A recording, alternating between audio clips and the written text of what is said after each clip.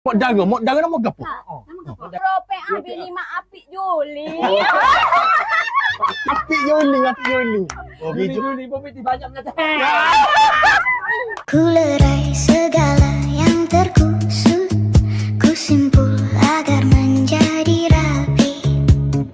Demi menjaga hatimu, ku rela mengalah selalu. Mengapa kau berubah laku? Inikah yang harus ku terima di atas setiap sekian lama? Engkau menjadikan aku pelakon dalam sandiwaramu. Cintaku, rinduku, bukan. Depan ni kan. Kita mesti tak super gini tu. Macam Mia mesti busy dengan bisnes dia tu. Oh, memelah. Gapo aku terminat ni daripada dulu lagi. Saya mungkin tahu dah. Bukan okey. Aku nak ikut jejuk mok dara aku boleh kaya raya gitu. Mok dara nama gapo? Prope ambil 5 apik Juli. Apik Yuli. Oh, Juli pemiti banyak menyatai.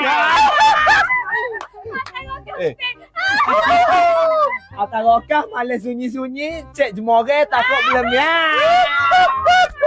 Mak dara wujud ke apa? Mak dara wujud ke apa? Jadi apa? Dua.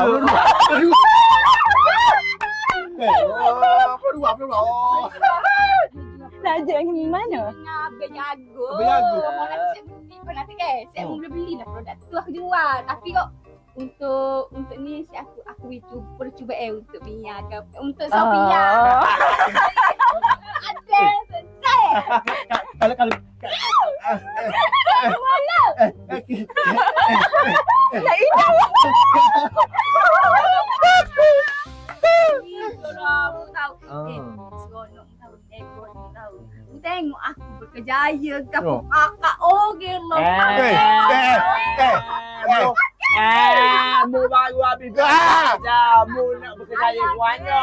Mu hari pertama kerja pun tak lagi. Mu cara mu nak kaya bukan mu. Angin besar ni tapi insya-Allah kecil. Oh, ya betul. Tapi insya-Allah lah suatu hari akan jadi ni lah kata dok. Bisnes semua yang berjaya. Kepala kecil. Pasal nak buat ilmu ni kalau ke mana. Kalau gitu ke? Kalau aku nak jadi jurujual boleh dok? Aku adalah kau dok. Anak ting kau, ataupun leader kau. Ambil aku jadi PM lah kan? Setuju. Gini. Kita bisnes partner lah ni kita ni kan.